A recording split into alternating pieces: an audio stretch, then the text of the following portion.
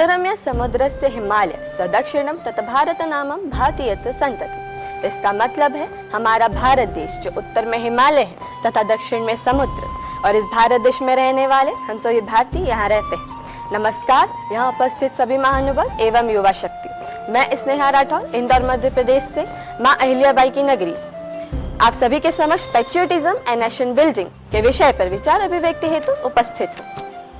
Patriotism राष्ट्रभक्ति आखिर क्या है? महाराज तिलकणम कोंडालयस्य आणि मग माझ्या मारे। जब तानाजी मालुसरे छत्रपति शिवाजी महाराज के स्वराज का सपना अपने कंधों पर उठाते हैं, यह है असली देशभक्ति। जब जमशेदजी टाटा स्वयं की संपत्ति समाज के सृजन हेतु समर्पित कर देते हैं, यह है असली देशभक्ति।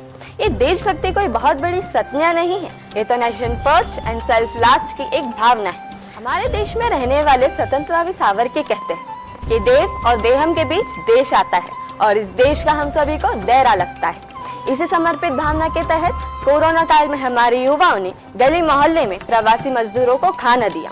यहाँ तक कि हमारे विद्यालय के बच्चे भी अब कूड़ादान में कूड़ा फेंक रहे हैं। स्वच्छ भारत अभियान के तहत हमारे आम प्रचार के प्रसार भी अब मतदान भी बढ़ रहे हैं। तो यह सब हमें दिख रहा है कि देश में कितनी प्रगति हो रही है। मुझे तो इस बात पर कोई आशंका ही नहीं है कि हम लोग देशभक्त हैं या नहीं। हम लोग देशभक्त हैं और हमारी इस देशभक्ति को, देश प्रेम को अब देश शक्ति में परावित करने की आवश्यकता है। हमारे प्रधानमंत्री नरेंद्र मोदी जी कहते हैं, we want a nation building in a people's movement. हमारे राष्ट्रोद्धान के लिए जन भागीदारी की आवश्यकता है। वैसे तो हम सभी काम कर रहे हैं राष्ट्रोद्धान के लिए, पर हम इस देश की युवा शक्ति है।